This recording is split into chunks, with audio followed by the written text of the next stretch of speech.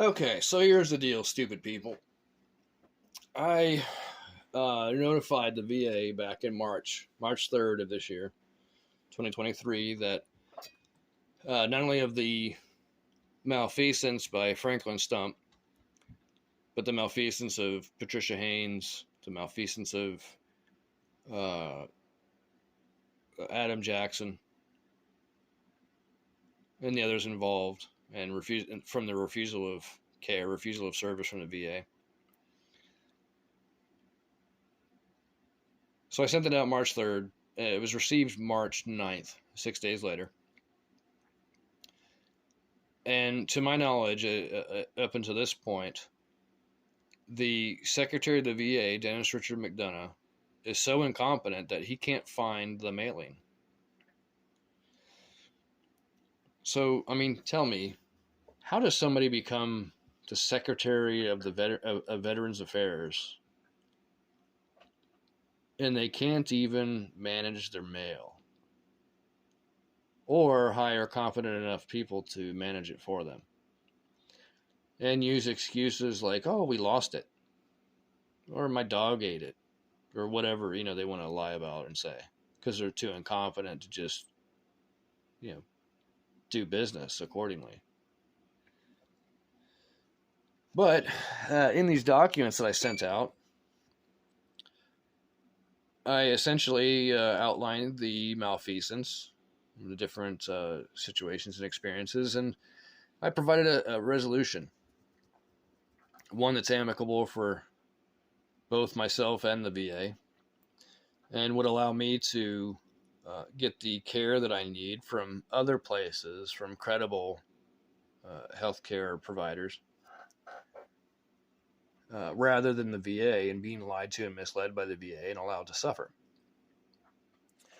And so in this resolution, I calculated a payout amount for the monthly compensation rate for my service injuries. And I calculated that for the 12 months of the year and till the age of 85. And so I did those calculations and provided that number as a, for lack of better terms, a final payment. So that would essentially sever all ties with the VA and all affiliated contracts, the U.S. Treasury and so forth. And they would just pay out one final payment for the full amount, plus $250,000 damages and pain and suffering. So these people are so incompetent that they lost it, or they lied. Let's just be honest with ourselves. They probably lied and said that they lost it just to kick the can down the road, to prevent a veteran from getting a resolution, prevent a veteran from holding uh, uh, what's the word,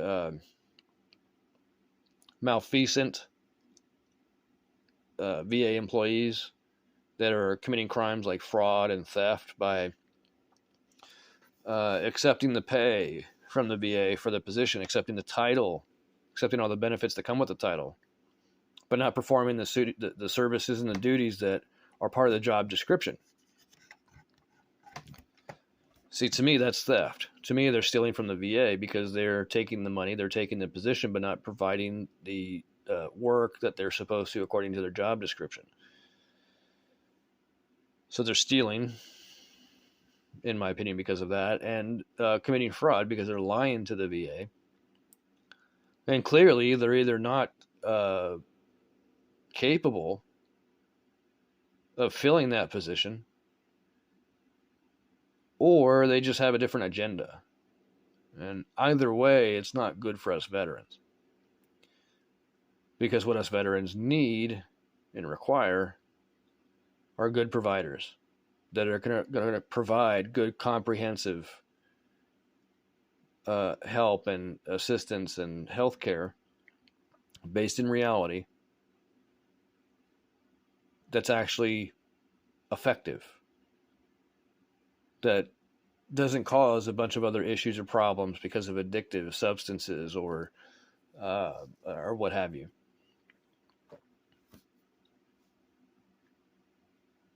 So at this point, it would seem that I've exposed the entire system, with the exception of the other branches of the federal government.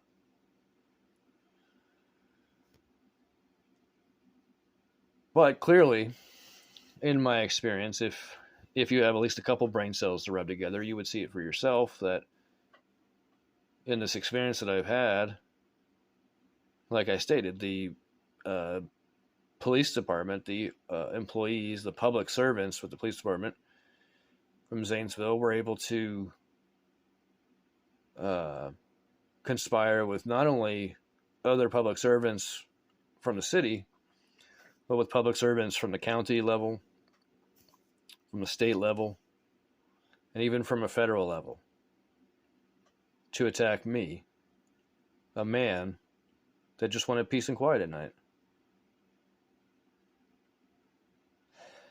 So I think you really have to ask yourself, I mean, who has more motive to do the wrong thing here? Because if you look at my situation, I was in a property, wanting to enjoy it, wanted peace and quiet at night so I could get some good sleep and rest to allow my body to heal itself and that sort of thing, to help with my pursuit of happiness. But that was all destroyed because people had a different agenda. Because instead of following the law, instead of doing what they're supposed to do,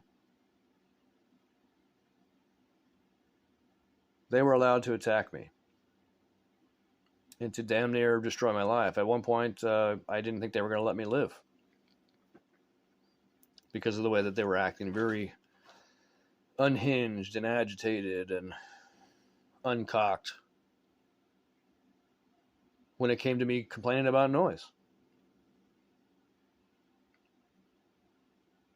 Now, the thing you have to ask yourself after all of this is, how can people be so fucking stupid? Well, I mean, maybe some of them, like the quota hire dispatchers, I can see how they could be that stupid.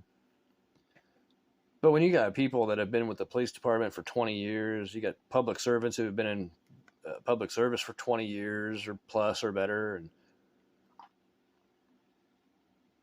that are so-called attorneys and other things that should be educated enough to know the law, right? Like David Tarbert, the law director. How does a person like David Tarbert get to be a law director when he has no fucking clue what the law even is? He just makes the shit up. And the people fucking eat it up and just believe it because they don't think he can do wrong, I guess.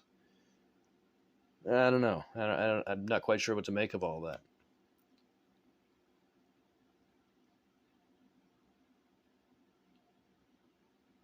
But yeah, when I look at it, when people like David Tarbert, Emily Tarbert, Kelly Cottrell, Michael Hughes, Ronald Welch, Andrew Joseph, Sean Thomas Porter, Chris Andrews, Donald Bates, Donald Mason, and the list goes on. Ashley Miller. I don't see how these people weren't arrested themselves, unless there's an agenda to circumvent the Constitution, circumvent our God-given rights, to steal our ability to defend ourselves, protect ourselves. Apparently that's the agenda. So for all you out there that are listening to this that think you care about veterans, well, just realize that you stood by and let this sort of thing happen. And not just in my life, but there's other veterans out there that have experienced similar to what I've experienced. But I can't speak for them. I can't speak for anybody but myself. So they need to learn how to have a voice of their own. And as much as I would like to expose the perpetrators of the injustices against them, I don't really feel like that's my calling. And I encourage them and all of you, if you have experiences like this, to make people aware of it. Because after all, the only way we can fix a problem is to first become aware that the problem even exists. So if you want to keep your head in the fucking sand like an ostrich and ignore it, great job, but you're part of the problem. And let's just hope that that vaccine will work eventually, right?